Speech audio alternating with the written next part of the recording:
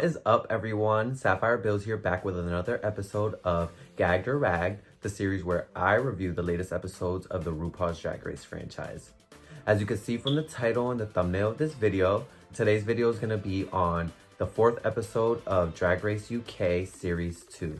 So before we get into all of my thoughts and opinions on the episode, I just want to quickly remind you guys to please subscribe to my channel, hit the like button, and ring the notification bell so you're notified every time I post a new video. Oh, and quickly, you guys, let's get into this hair because you guys know you've never seen me in some hair like this before, and I actually styled it myself. So, like, I know it's not the best because I'm not a hairdresser, and yeah, it's not the best, but hit the like button if you think it's kind of cute.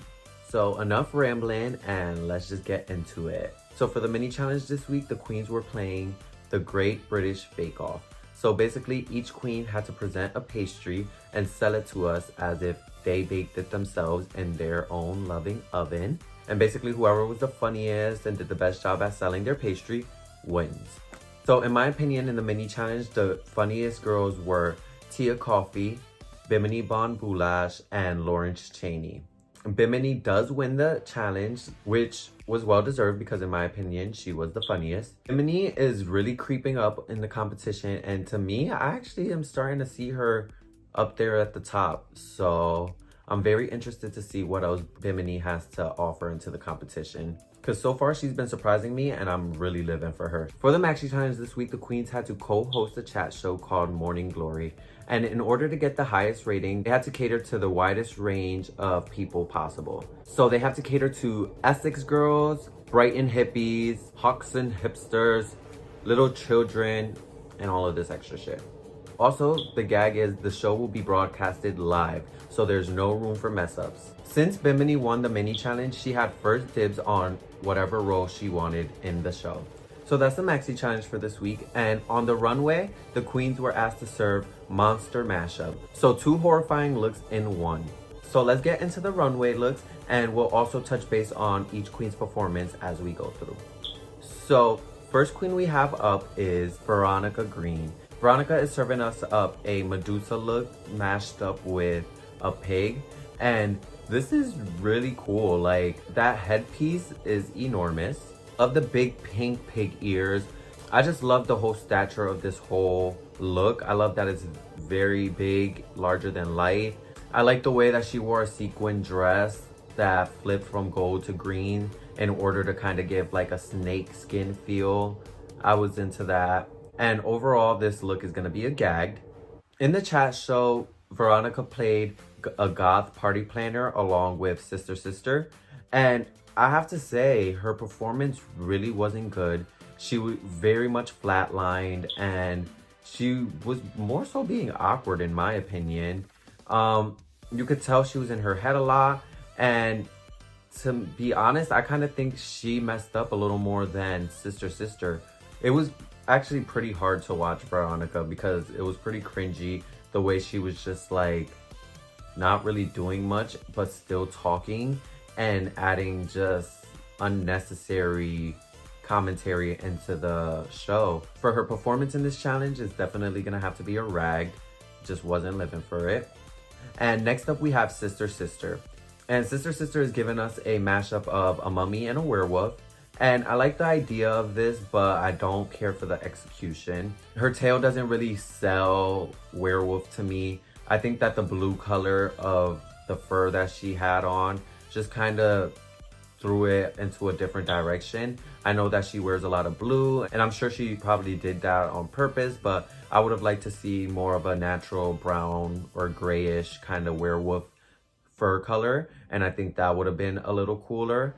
Her body does look great, and the look isn't really bad. I just don't care for a few of the certain details of this look, so I am gonna give the look a meh. And for Sister's performance in the challenge, she was paired up with Veronica as a goth party planner. And I have to say, she also flatlined. She very much gave Veronica the lead and was trying to follow her lead. But as we could see from Veronica's performance, she didn't really know what to do and she wasn't great at taking the lead. And it just was a sinking ship for both of them. So I am gonna have to give sister a rag. Up next on the runway, we have Bimini Bon Boulash. And Bimini is serving us up a Playboy bunny slash devil look. And overall, I think it's pretty cool. She wore a forehead prosthetic, which made her face look a lot more, I guess, menacing and angrier, kind of monster-like. She still gave us body. I do have to agree with the judges where her hair just looked so messy.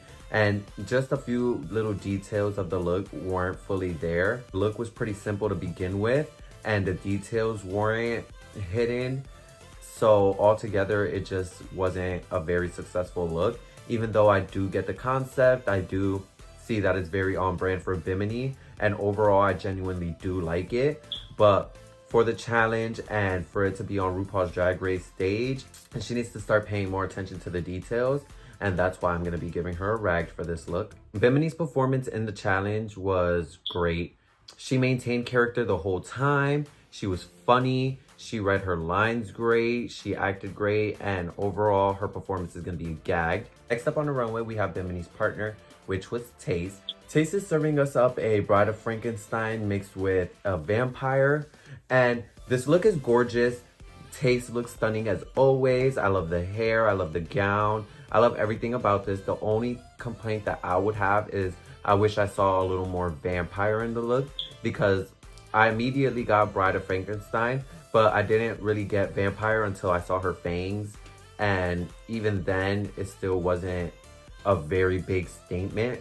So I would have just liked to see the vampire come through a little bit more. But overall, I am going to give this a gag because she looks amazing. For Taste's performance in the chat show, she also did a really good job with Bimini. They both worked well together. They were able to bounce off of each other, and I feel like they were just really good at working together. They were playing Gen Z party animals, so it was kind of on brand for them because they are one of the younger queens. They're not young, but they're in their mid-20s, so you know, they still party and all of that. So I think it was a good role for them that they were able to really bring to life. And they both did a really great job working together. So I'm going to be giving Taste a gag for her performance. Next up, we have Ginny Lemon. And Ginny Lemon is giving us like a toxic waste kind of look. I do have to say, I really don't get it. I don't really see the two monsters or anything. And overall, like I said, I just don't really get it. So I am going to give this a rag. For Ginny's performance in the challenge, Ginny was very much just Ginny, you know? She was playing a weather reporter and she never got the weather out to us. I think that she felt that playing up her normal kooky character was gonna be enough to get her by. But one thing on RuPaul's Drag Race is that when they want you to take things seriously, they want you to take things seriously. So she could have kept her kooky act, but if she would have got the weather out and really just kept like a, what's the word I'm trying to think of? Just kept the whole thing going. You know, it was very one note. So I just think if she would have actually gave us the weather and still played up her kooky act, she would have done a lot better in this challenge, but she didn't. She gave us just normal Ginny. So I am gonna have to give her performance a rag. Now on the runway, we have Lawrence Chaney. And Lawrence Chaney is giving us a like Bride of Frankenstein, kind of Silence of the Lambs inspiration, she said. I don't know exactly 100% what her concept was, but I fucking love this. Like, Lawrence looks incredible. Like, she looks so good. As soon as, just everything about this look. I love the skin. I love the dress made out of skin. I love the blood splatter everywhere with that's all rhinestone. I love that she has her own face on her arm. Just, girl, everything about this look is stunning. And Lawrence is going to be getting a gag for this. In the chat show, Lawrence played one of the Dragony nieces. So they were basically broadcasting to like preschoolers, littler kids. And Lawrence is really a natural in front of the camera. She's just great at like everything she does. Like, if Lawrence is not in the top 3, top 4, whatever they do, I'm just not gonna understand this show. Like, I'm really not gonna get it. She is so talented. She's such a natural. She's funny. She reads her lines perfectly. Just top tier, and this is gonna be a gag for her performance. So next on the runway, we have Ellie Diamond. And Ellie Diamond is giving us a goblin mixed with a werewolf look.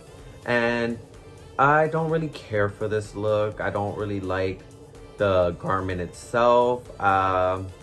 Just don't really care for it. We obviously know Ellie knows how to make a pair of chaps, so that's good for her, but I'm getting a little tired of seeing it on the runway. But yeah, overall, this look is just gonna be a rag for me. I didn't really care for it. It wasn't my favorite. In the challenge though, Ellie was pretty good. She was able to maintain a good character. She got her lines out. She improv'd pretty well.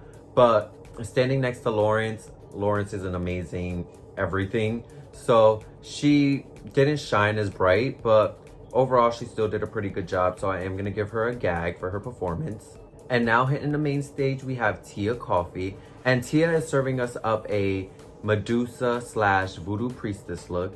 And I am so proud of her this episode. This is really good. This look is very elevated for what we've seen from Tia lately. She clearly had a concept behind this one. Her makeup looked good. The costume itself looked good. And Tia, you're gonna be getting a gag for this look. I am really happy to see this. In the challenge, Tia again was a natural, very good. She got her lines out well. Her and Ahura bounced off of each other great, and they were very entertaining. Her performance is gonna be getting a gag. And last on the runway, we have Ahura. And Ahura is giving us like a Elvira / zombie look. I have to say that the look itself is stunning. She looks great. I love the garment. I love the gag of her removing her wig and having her brain exposed. But the concept wasn't strong enough. If she didn't explain the look, I wouldn't have necessarily got it to be a zombie and an Elvira. Like, this is a monster mashup look, and I think she looked gorgeous and not really monstrous, you know? So I am just gonna give this look a meh because she still looks so good that I can't possibly give her a rag, but it just didn't fully meet the challenge for me. But in the chat show, Ahura did amazing. Like, I was genuinely surprised by the way she kept character so well. I don't know if it was just easy for her to play up because she knows some Essex girls and she just knows the vibe. She really sold the character to me. She stayed in character the whole time, and Ahura is definitely going to be getting a gag for her performance in the challenge today. So that's all I have to say about the looks in the challenge and whatnot. But now we have to get into this lip sync because, girl, like, were y'all expecting that to happen? So in the bottom two, we have Sister and Jenny Lemon. And they are both really good friends in the competition. So none of them really wanted to go against each other and like have to send each other home.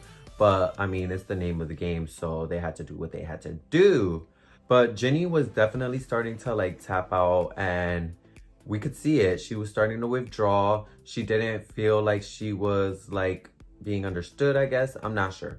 But anyways, Jenny just Ben de la Creme herself and walked off the stage and eliminated herself. And oddly enough, I don't know, for some reason, I feel like from the way RuPaul reacted and just the way everything went down, I kind of feel like they might have, like the producers might have known and they might have told RuPaul that it was going to happen and stuff. Like, I don't know. I kind of feel like they might have known. But anyways, Jenny really just walked off the stage and eliminated herself. She said that she couldn't possibly send Sister home. She didn't feel comfortable to do so. That's like her sister. But I feel like we kind of all knew Jenny knew she wasn't going to win the competition. She just knew she would be loved by the fans, which she very much is. So I think she did what she had to do, and I'm not necessarily mad at what she had to do. I think it was pretty fucking iconic, if you ask me. She just said, bye. So, I don't know. I think that was a gag, but I live for it. Like, and I live for Jenny. I hope she's getting all the love she deserves because she's a really great queen, and she actually like won my heart over while watching the season. I started to fall for her a lot more than I expected to I thought she was just gonna be like this weird kooky chick, but she's pretty cool. I like her. So that's pretty much all for today's episode. I hope you guys got some insight on the episode and you guys like to listen to my thoughts and opinions. Comment down below and let me know your thoughts and opinions on the episode, because I would love to hear other opinions and just to communicate with you guys. So come on, let's be active. Let me know if you guys don't agree with something I said, or you know, vice versa, or anything. I hope to see you guys here for the next video. I really love you guys. Please make sure you guys subscribe and like this video and ring the notification bell so you're notified every time I post a new video. And I hope to see you here next week for episode 5 of Drag Race UK. Bye!